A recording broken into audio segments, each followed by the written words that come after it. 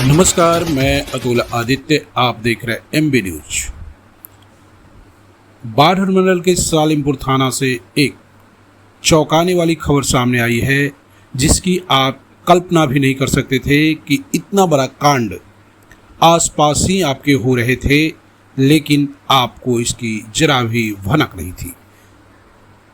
जी हाँ, जिस तरह के कांड सालिमपुर थाना के रुकनपुरा गांव से सामने आया है, वो पूरे देश को हिलाकर रख देने वाला खबर है, क्योंकि यह एक देशद्रोह का मामला है। यह भारतीय करेंसी के साथ छेड़छाड़ का मामला है। सालिमपुर थाना के रुकनपुरा गांव में मां कम्युनिकेशन नाम की एक जनरल स्टोर की दुकान चलती थी। इस दुकान में केवल जनरल स्टोर का काम नहीं होता था।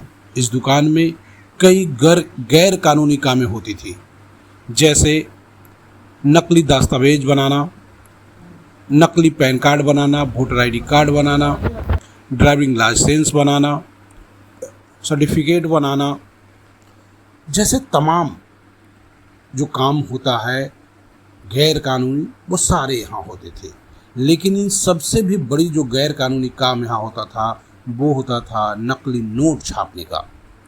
नकली नोट छापा जाता था इस दुकान में, और जिसका कर्ता धर्ता थे प्रभात कुमार, उनकी पत्नी प्रियंका कुमारी, संतोष कुमार और सोनू कुमार। इसमें सोनू कुमार विधिपुर के हैं, जबकि यह तीनों प्रभात कुमार, प्रियंका कुमारी और संतोष कुमार रुकनपुरा गांव के ही रहने वाले हैं। इसमें एक व्यक्ति संतोष कुमार को उसी समय दुकान पे ही गिरफ्तार कर लिया गया। इस बात की प्रशासन को सूचना मिली थी गुप्त रूप से कि रुकनपुरा के मां कम्युनिकेशन में गैर कानूनी तरीके का कार्य होता है।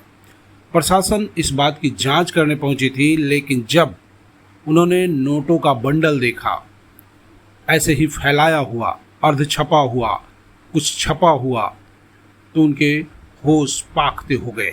उनकी आंखें फटी की फटी रह गई कि इतनी बड़ी रकम, जी हाँ, वो टोटल जो रुपया का छपा हुआ और अर्ध छपा हुआ, उसका अगर अमाउंट जोड़ा जाए, कैलकुलेशन किया जाए, तो प्रशासन ने उसे जोड़ कर बताया है कि टोटल लगभग 10 लाख रुपए थी।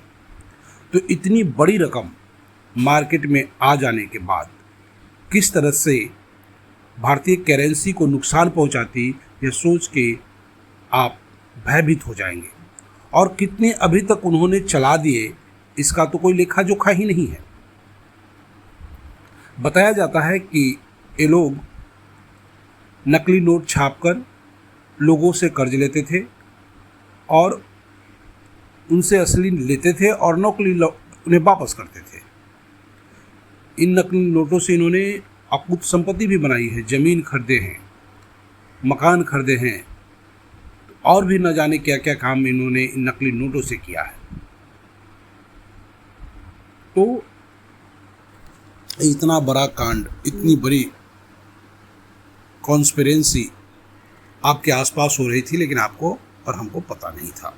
लेकिन सालिमपुर थाना और ख़ास करके जो डीएसपी हैं अभिषेक सिंह, उनकी तारीफ़ करनी होगी कि वो तत्परता के साथ लगातार बाढ़ मंडल के अपराध को कम करने की कोशिश कर रहे हैं, और वो उसमें काफ़ी हद तक सफल भी हो रहे हैं।